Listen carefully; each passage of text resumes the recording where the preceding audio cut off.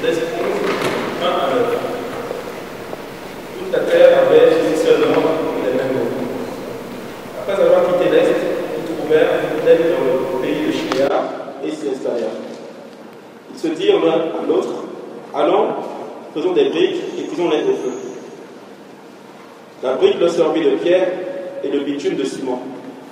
Ils dirent encore, allons, construisons une ville et une tour dont le sommet toujours touche le ciel et faisons-nous un nom afin de ne pas être dispersés sur toute la terre. L'Éternel descendit pour voir la ville et la tour que construisaient les hommes. Et il dit, les voici qui forment un seul peuple et ont une même langue. Et voilà ce qu'ils ont entrepris. Maintenant, quel ne les retiendra de faire tout ce qu'ils ont projeté? Allons, descendons, et là, brouillons leur langage, afin qu'ils ne se comprennent plus mutuellement. L'Éternel les dispersa loin de là, sur toute la surface de la terre. Alors, ils arrêtèrent de construire la ville. C'est pourquoi on l'appela Babel, parce que c'est là que l'Éternel brouilla le langage de toute la terre, et c'est de là qu'il les dispersa sur toute la surface de la terre. C'était la parole de Dieu. Amen. Prions ensemble.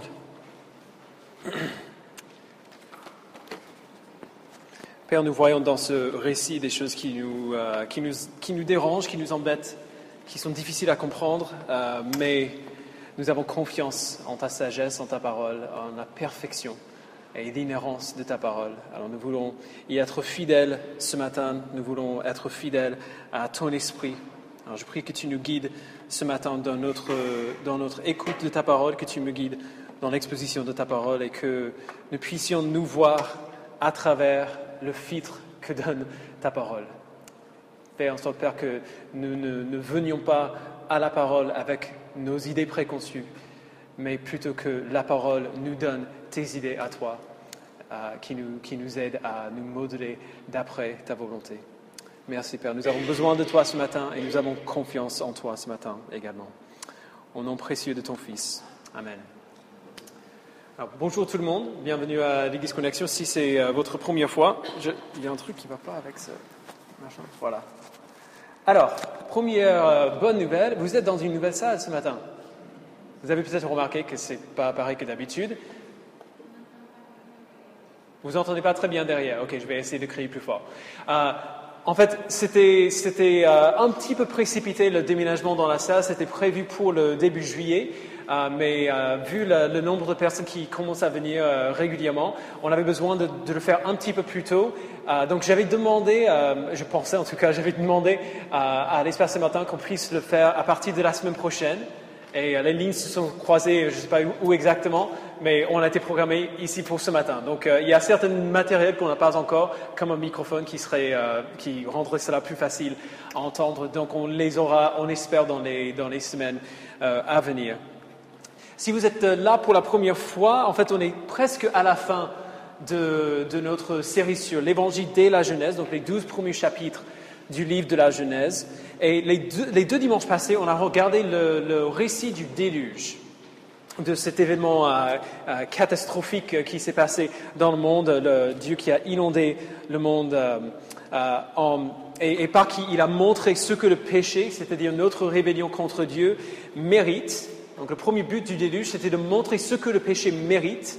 Et le deuxième but, c'était de montrer que malgré le jugement juste de Dieu contre le péché, il désire tout de même sauver des hommes et des femmes qui se sont rebellés contre lui. Alors je ne serais pas étonné si des non-croyants étaient ici la semaine dernière, et même quelques chrétiens qui étaient ici, je ne serais pas étonné qu'ils soient offensés par cette histoire qu'on a vue la semaine dernière. C'est une histoire offensive. Alors, si vous avez pris comme ça, c'est normal. C'est une histoire qui se heurte contre notre raisonnement naturel. Elle nous montre que nous sommes des pécheurs qui ont besoin de pardon et personne n'aime entendre cela. Donc c'est normal. Je dis ça pour prévenir. Le récit d'aujourd'hui, le récit de la tour de Babel, est aussi une histoire offensive.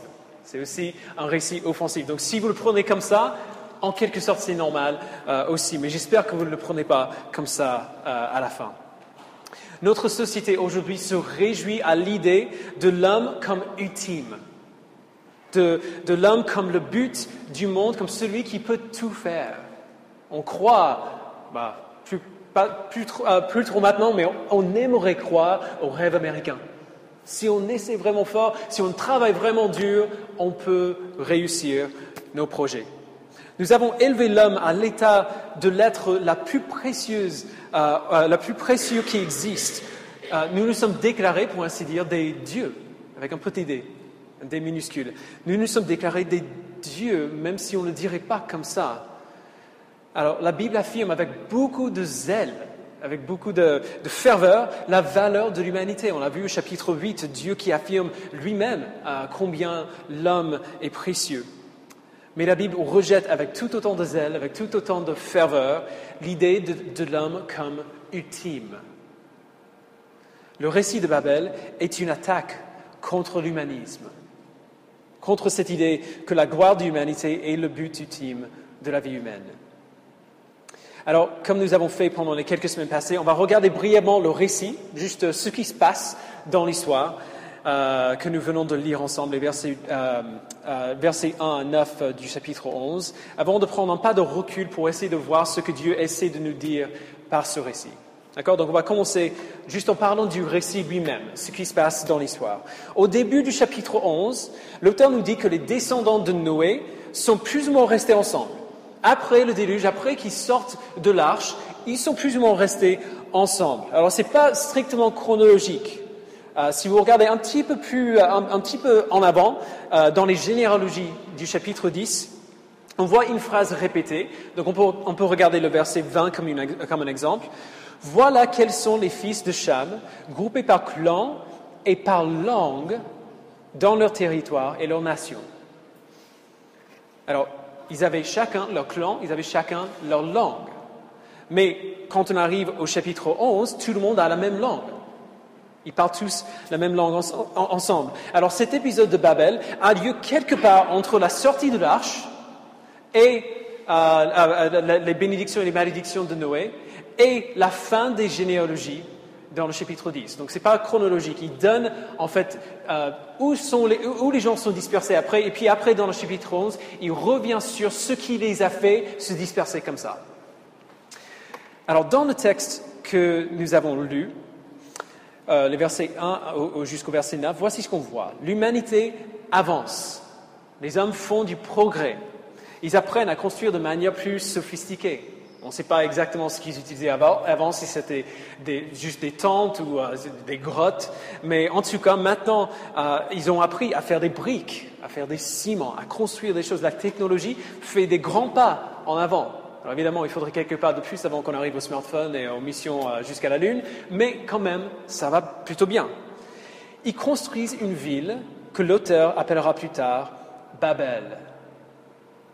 Et comme une preuve de la merveille singulière qui est l'homme, ils décident de bâtir une tour massive dont le sommet atteint les nuages, une tour par laquelle ils vont pouvoir se faire un nom, quelque chose qui va rester très longtemps après eux. Et à ce moment, Dieu il arrive sur scène. Il voit ce qui se passe, il voit ce que les gens qu'il a créés sont en train de faire, et ils vont plutôt bien. En fait, ils vont tellement bien que Dieu décide de descendre et de mettre un bâton dans les roues. Il ne fait rien d'aussi catastrophique que le déluge, il ne fait rien de vraiment physique. Il décide simplement de recabler leur cerveau pour qu'ils ne se comprennent plus, pour que tout le monde parle une langue différente. Alors, c'est une image assez comique. Si vous imaginez un peu ce que ça donne, les gens sont là en train de travailler, ils donnent des ordres, ils écoutent les ordres, ils travaillent bien ensemble, ils avancent super bien, et puis d'un seul coup, personne ne comprend plus rien. Tout le monde, ils essaient de parler et ils ne comprennent plus rien de ce qui est dit. Tout tombe en miettes.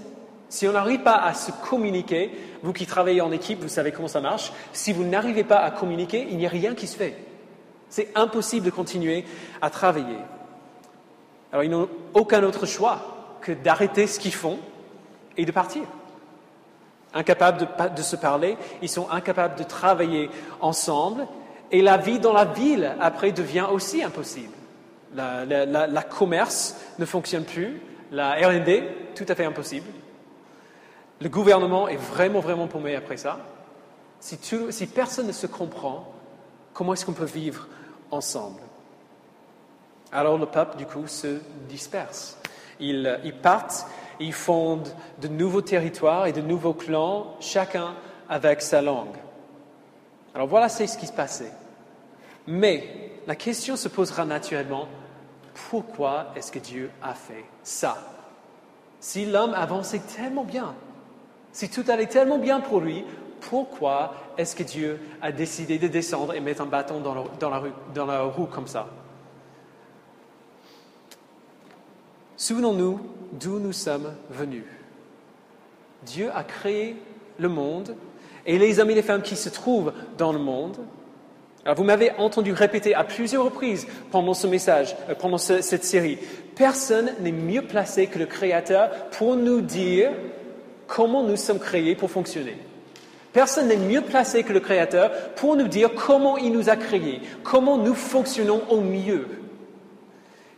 Il a donné aux hommes le paradis et il leur a donné une place dans la création, la place de le servir et d'être ses représentants sur la terre. Et c'est dans ce cadre-là, ce cadre extrêmement généreux, que les hommes et les femmes peuvent s'épanouir, il dit. Mon fils, il a 4 ans, vous l'avez vu partir, et il commence tout juste à s'intéresser au Lego. Moi, j'aime pas du tout les Lego, mais voilà, il commence tout juste à s'intéresser à construire des choses. Il essaie de construire quelque chose, mais il a 4 ans. Donc, il n'a pas les réflexes qu'il faut pour le faire comme il faudrait. Imaginons qu'il essaie de faire une voiture, de construire une voiture. Inévitablement, il met plus de pièces d'un côté que de l'autre, et donc du coup, la voiture ne fait que ça. Il ne fait que tourner en rond, sans cesse. Alors, j'essaie de lui montrer comment construire la voiture pour qu'elle puisse aller en ligne droite et puis en rond comme ça. Mais non, il veut le faire tout seul, il ne veut pas de mon conseil. Et bien sûr, ça ne marche pas comme il faut. S'il ne prend pas le conseil que je lui donne, ça tourne en rond sans cesse. Alors peut-être que lui n'est pas conscient que ce n'est pas comme ça qu'il faut, qu'une voiture n'est pas faite pour tourner en rond sans cesse. En fait, on le voit, n'importe quel adulte peut le voir que ça ne marche pas comme il faut, et lui il fait « Regarde comment il roule !» Donc, il n'est pas tout à fait conscient que ce n'est pas comme ça que ça devrait marcher, mais tout adulte peut voir que ce n'est pas comme ça que ça devrait marcher. Essentiellement, c'est la même chose ici. Dieu a créé l'homme et il a créé la femme pour s'épanouir quand ils vivent dans le cadre qu'il leur a donné. C'est lui qui les a créés, c'est lui qui sait comment ils sont censés fonctionner. En tant que créature, il sait que l'univers qu'il a créé fonctionnera au mieux lorsque tout reste à la place pour laquelle il avait créé et lorsque tout fait ce qu'il est censé faire. Mais l'homme, bien sûr, ne veut pas rester à sa place. Il veut la place de Dieu, il veut l'indépendance, il veut faire ses propres règles, il veut faire des choses à sa manière. Il rejette le plan de Dieu pour faire les choses tout seul. Alors, un petit rappel, qu'est-ce qui était la charge que Dieu a donnée à l'homme et à la femme quand il les a créés? Vous vous rappelez de la première chose que Dieu a dit après avoir créé l'homme et la femme? On le voit, si vous allez quelques pages plus tôt, au chapitre 1, verset 28, Dieu les bénit et leur dit « Reproduisez-vous, devenez nombreux et quoi? Remplissez la terre. » Remplissez la terre. Alors, l'homme s'est certainement multiplié, il a bien obéi à ce commandement-là, mais plutôt que de remplir la terre, ils sont restés en un endroit. Ils sont restés concentrés dans une ville. Imaginons qu'il y a de la force dans les nombres, ils restent ensemble plutôt que de remplir la terre. Et ils prouvent par leurs paroles qu'ils essaient bel et bien d'aller à l'encontre de ce que Dieu les a appelés à faire. Regardez au verset 4 du chapitre 11.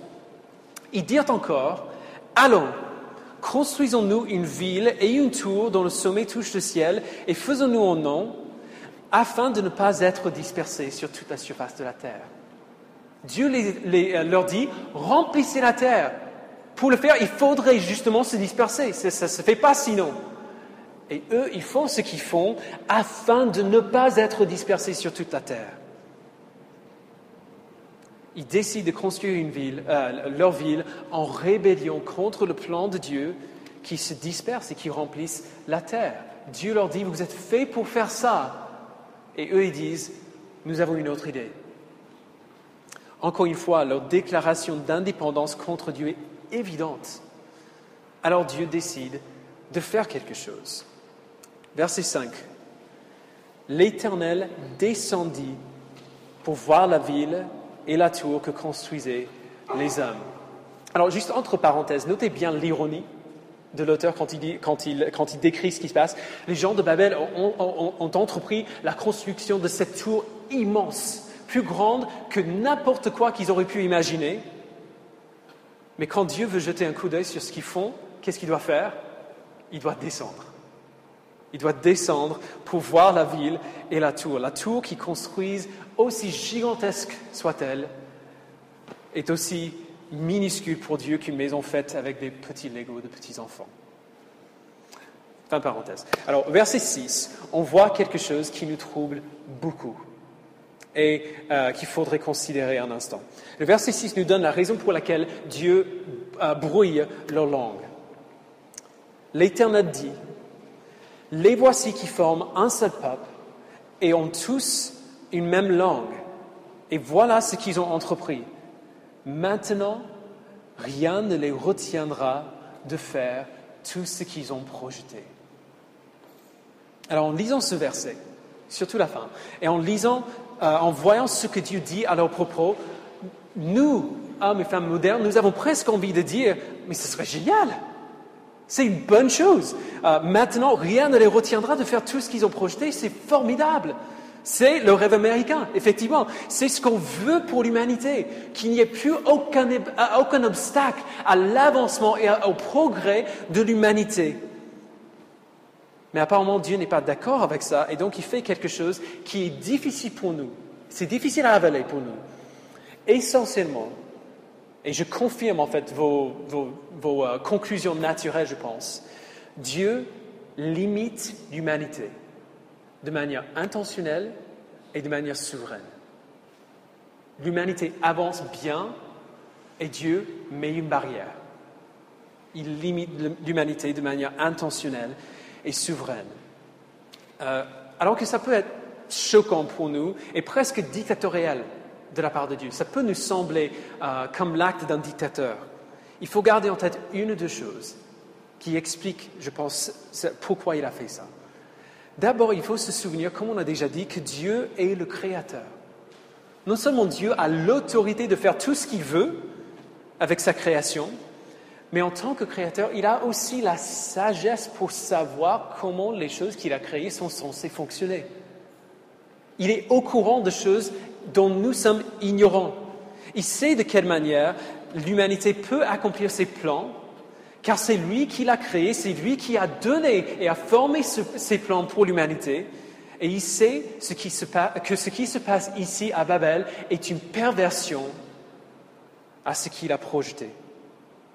C'est une perversion à ce bon dessein de Dieu. Autrement dit, peu importe combien à nos yeux les gens de Babel semblent réaliser nos rêves pour l'humanité, c'est faux.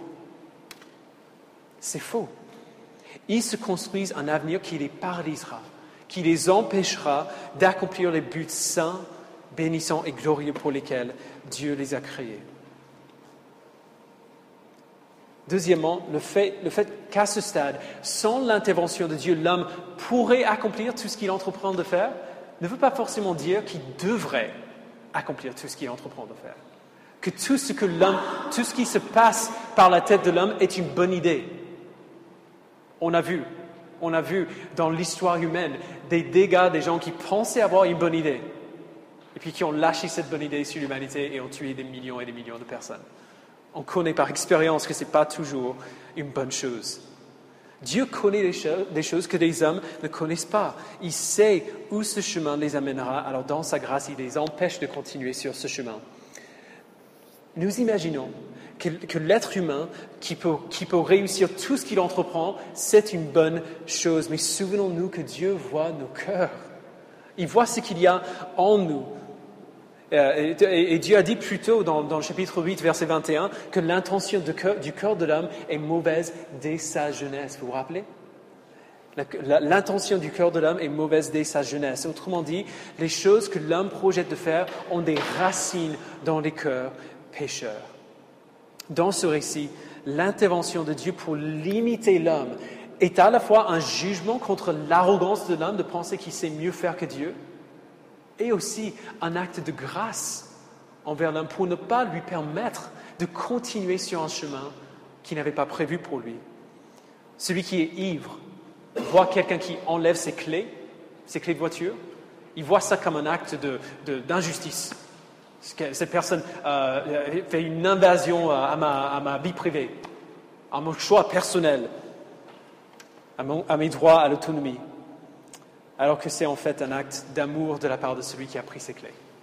Celui qui est ivre ne voit pas pourquoi ce serait un problème de conduire. Celui qui sait mieux que lui prend ses clés en tant qu'un acte d'amour, peu importe à quel point l'ivre râle après avoir fait. Qui sait où l'humanité serait aujourd'hui si Dieu n'était pas intervenu? Mais il ne reste pas bloqué sur son jugement, sur l'arrogance de l'humanité, il intervient. Verset 7. Allons, descendons et là, brouillons leur langage, afin qu'ils ne se comprennent plus mutuellement. L'Éternel les dispersa loin de là sur toute la surface de la terre. Alors ils arrêtèrent de construire une ville. C'est pourquoi on l'appela Babel, parce que c'est là que l'Éternel brouilla le langage de toute la terre. Et c'est là qu'il les dispersa sur toute la surface de la terre. Le mot Babel en hébreu ressemble au mot de confondre ou brouiller. Essentiellement, Dieu a créé l'homme pour fonctionner d'une certaine manière, mais le péché a tordu l'homme, il a tordu ses désirs. Alors en confondant leurs langues et en les dispersant, Dieu force l'homme à rentrer dans son plan que l'homme avait rejeté. Dieu avait prévu le plan pour eux de se disperser et de remplir la terre pour être une bénédiction sur toute la terre. L'homme ne veut pas le faire et Dieu dit, en fait, c'est pas vous qui êtes au volant. C'est pas vous qui commandez, c'est pas vous qui savez mieux que moi comment cette terre devrait être gérée. Alors, je vous disperse. Celui qui réclame le libre arbitre de la part de Dieu n'a jamais attentivement lu ce passage. Alors, c'est ça qui se passe dans cette histoire, tout simplement. Mais prenons un pas de recul pour réfléchir sur ce que ce récit dit à notre sujet, parce que ce récit dit beaucoup à notre sujet.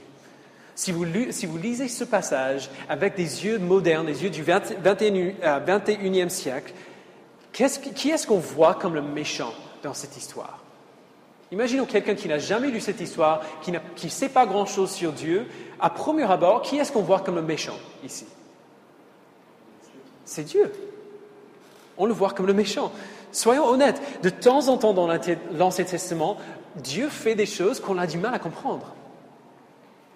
On a du mal à comprendre pourquoi il fait ce qu'il fait. Certaines personnes voient encore aujourd'hui cette histoire comme une preuve que si Dieu existe, il est comme un gamin jaloux que son petit frère sait mieux jouer au foot que lui. Comme un petit gamin colérique et immature. Mais la Bible nous dit bien que Dieu n'est ni immature, ni colérique, heureusement. Vous imaginez un gamin avec une telle puissance?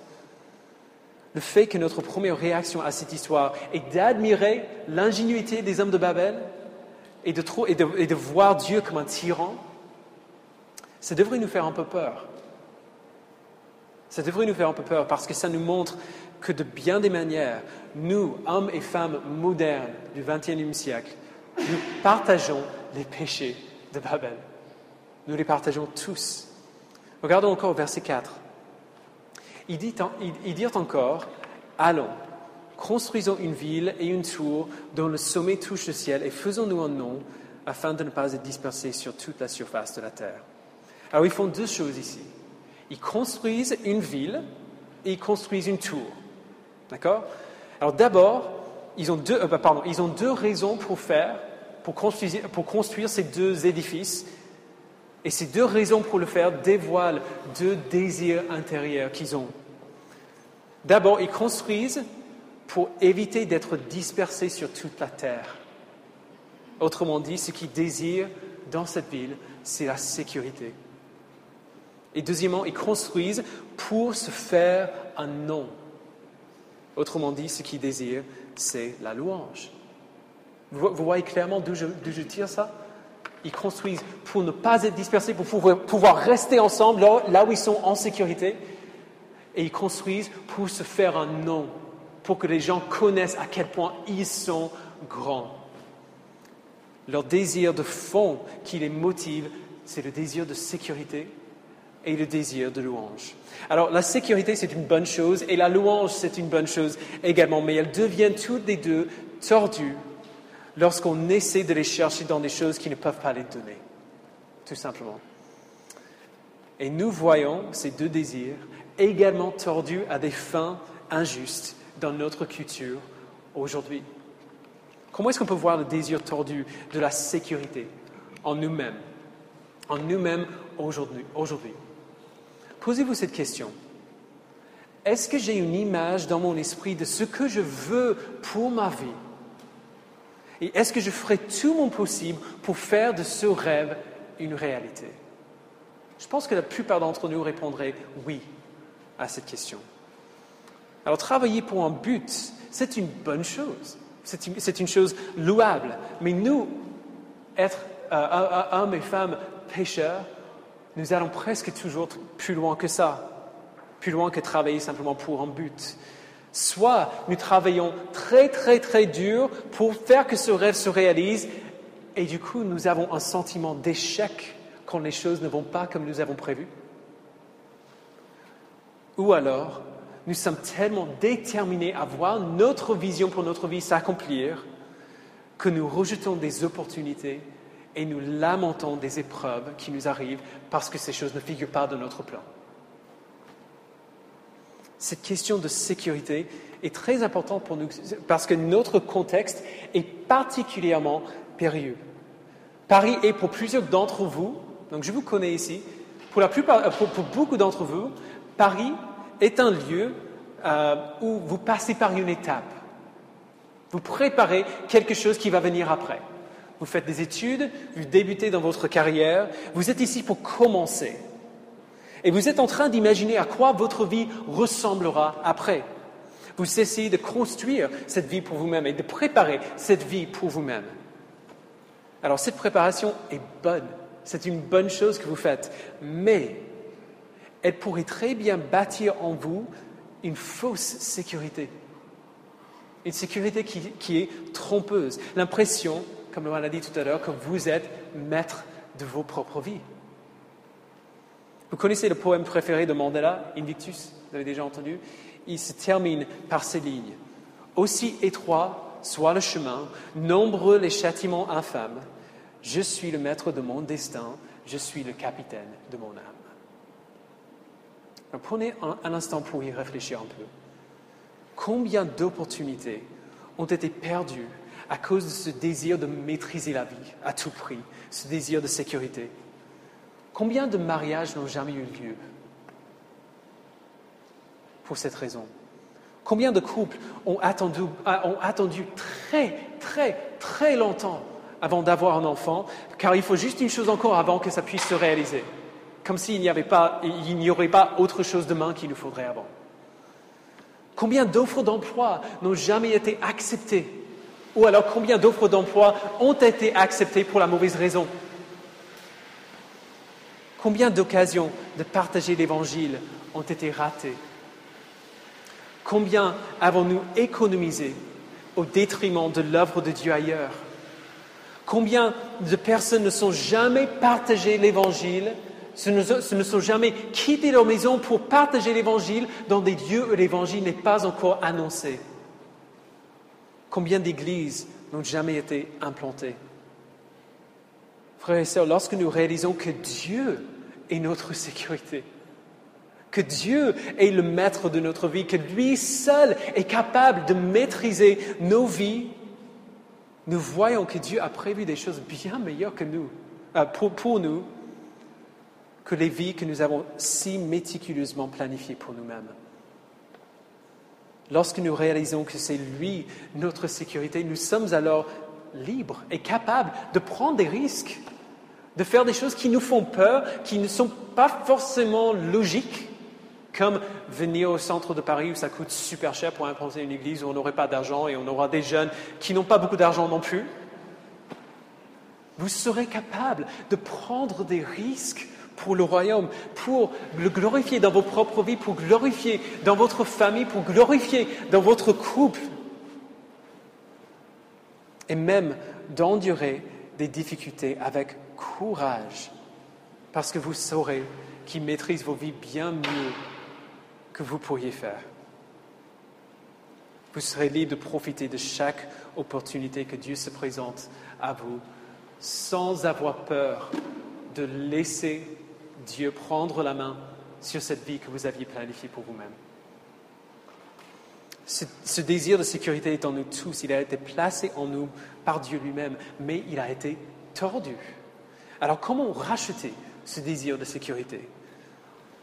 On rachète ce désir de sécurité en nous rappelant à chaque instant que notre seule vraie sécurité se trouve en lui. Paul dit dans Colossiens 3, chapitre 3, verset 2, « Attachez-vous aux réalités d'en haut et non à celles qui sont sur la terre. En effet, vous avez connu la mort et votre vie est cachée avec Christ en Dieu. Quand Christ, notre vie, apparaîtra, alors vous apparaîtrez aussi avec lui dans la gloire. » Si nous nous souvenons à chaque instant que nos vies sont cachées avec Christ en Dieu, nous réalisons que de manière ultime, il n'y a rien, aucun empêchement, aucun obstacle, aucune opportunité qui ne nous poussera pas plus près de ce but. Il n'y a rien qui va nous retenir de ce but. Au contraire, tout ce qui va nous arriver va nous pousser encore plus près, encore plus rapidement vers ce but, le but d'être comme Christ et le but d'être avec Christ. Peu importe à quel point la situation par laquelle nous passons est intimidante, elle ne change rien.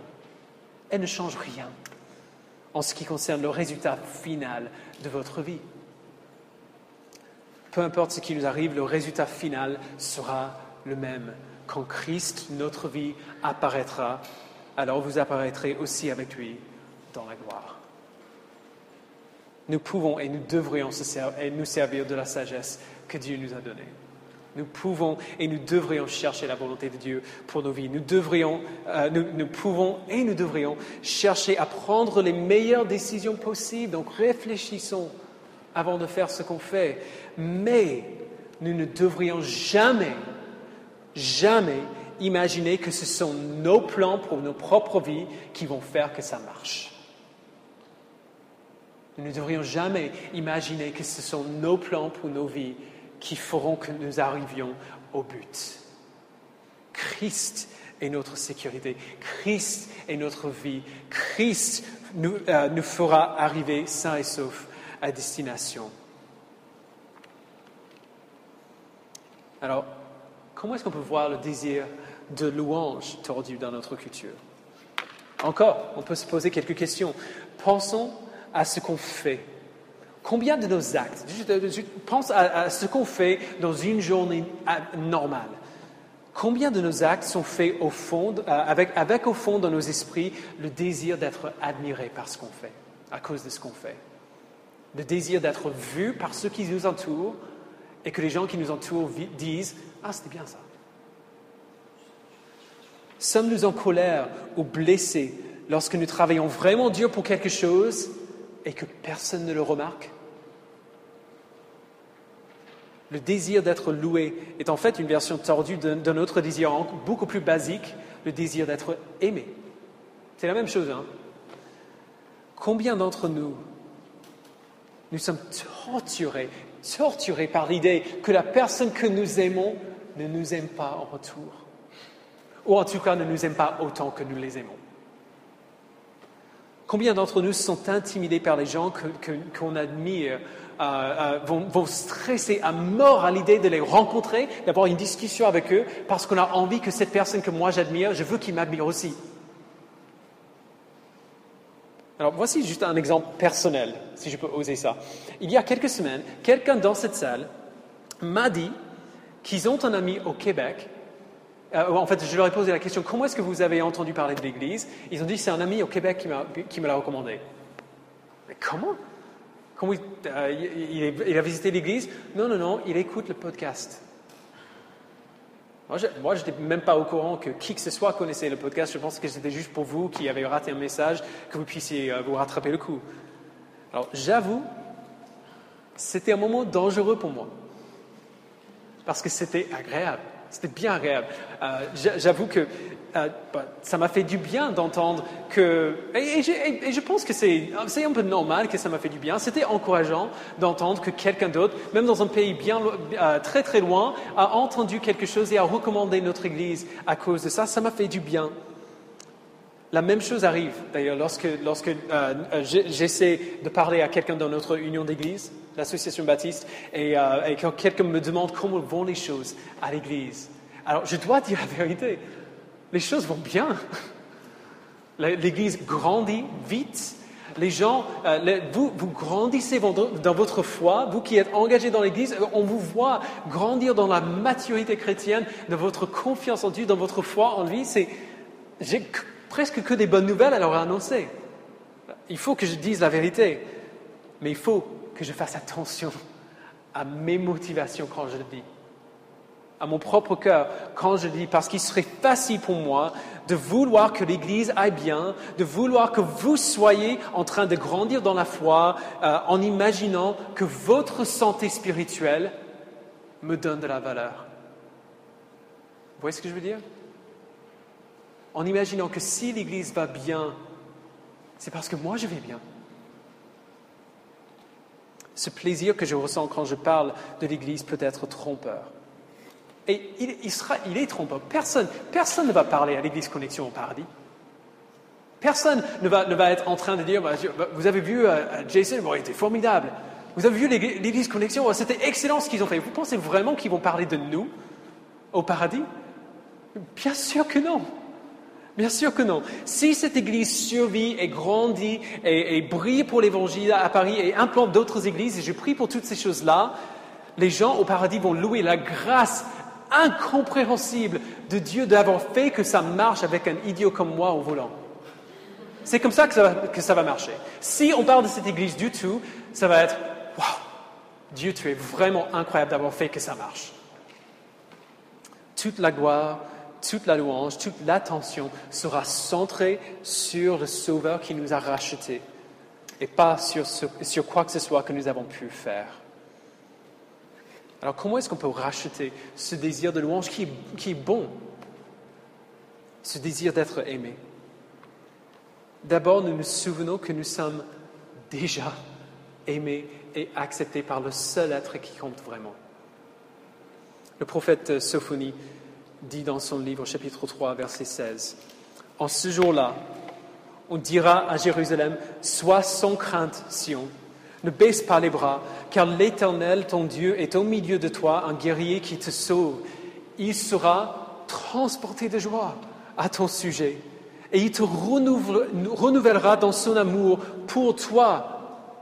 Oui, à cause de toi, il poussera des cris de joie, et il exultera tout comme au jour de fête. » Alors, combien d'entre nous croient vraiment que c'est le sentiment de Dieu? Il sait très bien où on sera après que Jésus revienne. Ce n'est pas comme s'il a besoin de simplement imaginer à quoi ça va ressembler. Il sait ce que ce sera. Alors combien d'entre nous croyons vraiment que c'est comme ça que Dieu ressent envers nous?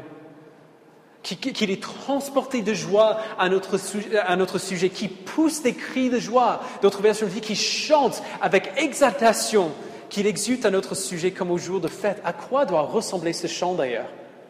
D'entendre Dieu qui chante de joie au sujet de ses enfants qu'il a rachetés.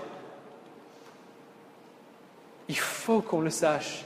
Puisque la mort de Jésus a payé le prix de nos péchés et puisque nous nous sommes habillés de la justice parfaite de Jésus, Dieu se réjouit à notre sujet aujourd'hui comme il se réjouit au sujet de son propre Fils. Nous sommes bel et bien des fils et des filles adoptifs de Dieu. Le fait que ce n'est pas à cause de quoi que ce soit que nous avons fait qui se réjouit en nous ne veut pas dire que sa joie est moins réelle. Si tu as la foi en Christ, tu es déjà aimé et accepté par le seul être qui compte vraiment. Et si on comprend cela, si tu comprends cela, tu n'auras pas besoin de l'approbation de qui que ce soit. Tu n'auras pas besoin que qui que ce soit d'autre t'aime. Alors évidemment, ça fait plaisir. J'aime, je prends beaucoup de plaisir à savoir que ma femme m'aime. Mais si un jour, elle me disait qu'elle ne m'aimait plus, ça me ferait mal, mais ça ne me détruirait pas. Parce que je sais que le seul être qui compte vraiment m'aime pour toute l'éternité et qu'il n'y a rien qui va changer ça. Il n'y a rien qui peut modifier son amour pour moi.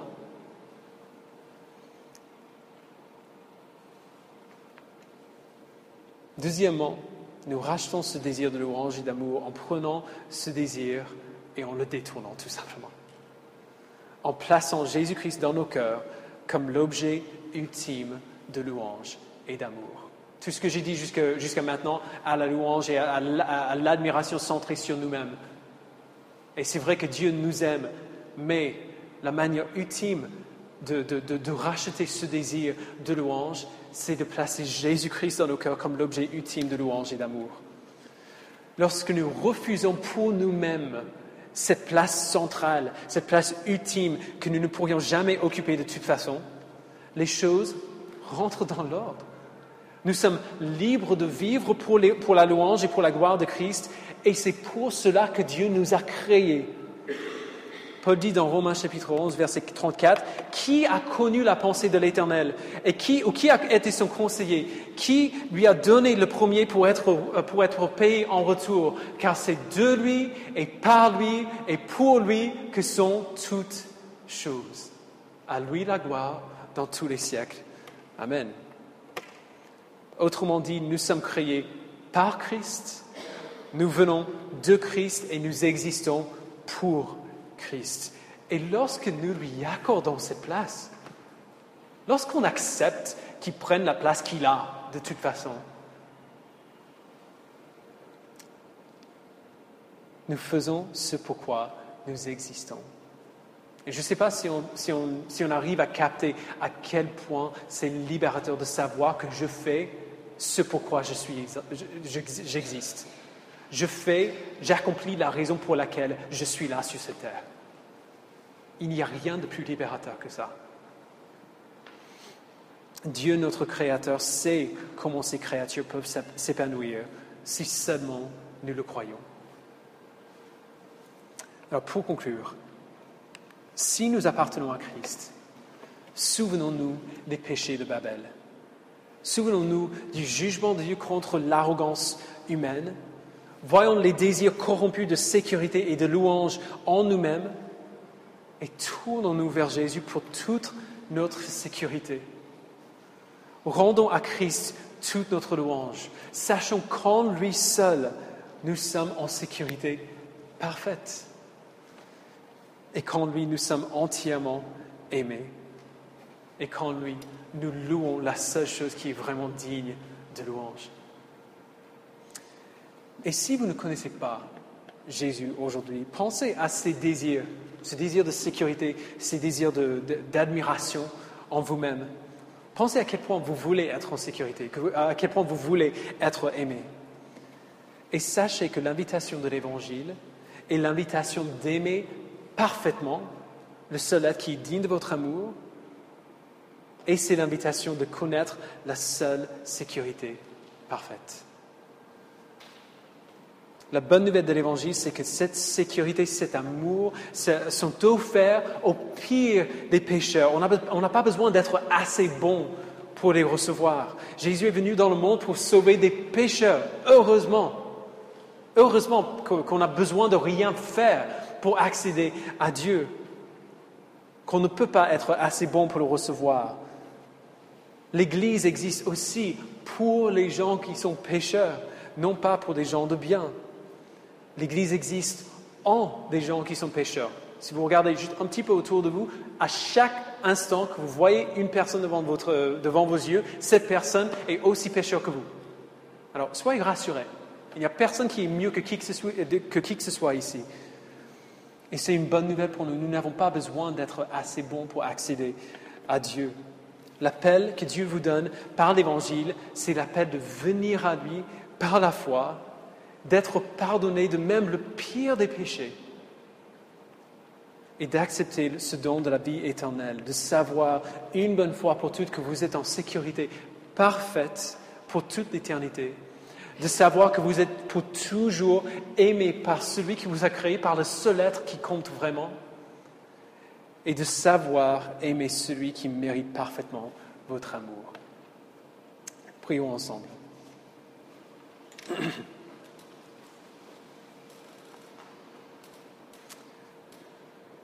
Seigneur, nous te remercions de ces modèles très imparfaits pour nous. Nous te remercions pour ce récit qui nous rappelle que presque dès le départ, les hommes et les femmes avaient les mêmes problèmes que nous. Ils avaient les mêmes tentations que nous, les mêmes désirs tordus que nous. Père, je prie pour ceux qui cherchent la sécurité avant tout. Père, que tu nous donnes du courage de savoir que nos propres plans pour nos vies ne sont pas forcément les plans que tu as pour nous. De savoir que peut-être la chose qui me fait un peu peur, parce que je ne sais pas comment ça va marcher à chaque fois qu'on s'engage avec quelqu'un d'autre, avec une épouse, avec un enfant qui n'est pas là encore, ça fait peur parce qu'on ne sait pas exactement ce qui va se passer. Père, à chaque fois que nous sommes troublés par cette idée de l'inconnu, donne-nous de la confiance et de la foi en toi seul pour notre sécurité. De savoir que tu maîtrises très bien nos vies, qu'il n'y a rien qui t'échappe, il n'y a rien qui n'est pas connu par toi. Et que peut-être tu nous pousses dans un endroit dans nos vies, dans une situation de notre vie que nous n'aurions pas prévu pour nous-mêmes, mais qui est infiniment meilleur que ce que j'aurais prévu pour moi-même. Et pour ceux Père d'entre nous qui voulons être aimés, nous voulons tous être aimés, nous voulons tous être loués. Donne-nous, Père, de savoir que ce désir d'être aimé est accompli en toi. Que nous sommes aimés. Nous sommes aimés par le seul qui compte vraiment. Et que nous avons comme l'objet de notre louange, le seul être qui peut vraiment être à la hauteur de la louange que nous offrons. Pardonne-nous nos péchés, Père. Pardonne-nous nos efforts de maîtriser nos propres vies à tout prix, nos efforts de nous faire un nom. Et donne-nous, Père, le courage de te laisser maîtriser nos vies, de te laisser prendre la main et de nous dire ce que tu as prévu pour nous. Merci, Père, au nom précieux de ton Fils. Amen.